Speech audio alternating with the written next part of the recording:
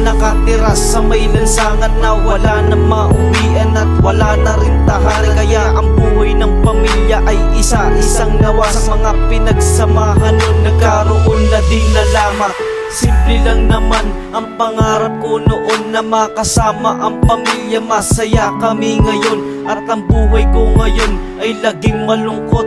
Pinapangarap kong damit ay hindi ko masuot dahil walang sapat na pera para mabili ko lang sa kasuotan kong ito. Para akong kulang-kulang at ang kulang na lang ay ang mamalimos ako sa may tabi ng may simbahan at nakaluhod ako. Maraming nangangarap na ang pamilya ay mabuo, ngunit kabataan ang isip nito'y litong-lito.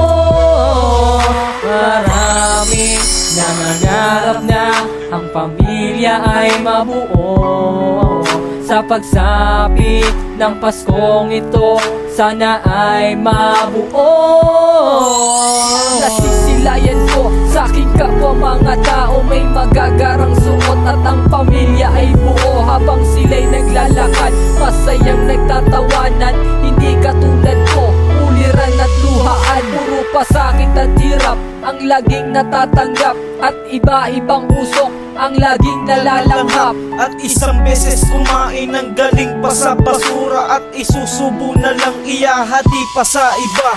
Hindi ako iba sa kapwa-tao kong lansangan dahil ang turing namin daig pa ang kapatiran. At dito na lang ako bumawi ng kasiyahan at dati kong kalungkutan ay unting napapahiran. Maraming nangangarap na ang pamilya ay mabuo, ngunit kabataan ang isip nito'y litong-lito.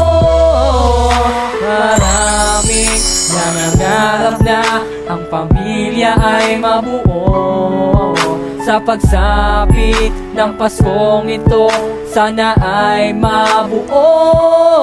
Ngayong Pasko na darating, mga magulang ay wala. Panalangin ko sa Diyos na makasama ang pamilya at ang buhay ko ngayon. Lansangan lagi ang ligaya at mamuhay ng sarili ay aking nang kinakaya. Mga kapwa lansangan, iniisip kong pamilya, sila ang tumutulong pag meron akong problema sa dating nakaraan. At ang buhay ko noon nakatanim pa rin sa puso ko ang hirap na iyon. Mga dati kong pasan na ngayon ay gumaan, inilaan ko bilang kapatid sa kapwa ko lansangan. Lansangan na tinuturing ko ng tahanan, mga dati kong pangarap ay wala ng kasagutan. Maraming nangangarap na ang pamilya ay mabuo, ngunit kabataan ang isip nito'y litong-lito.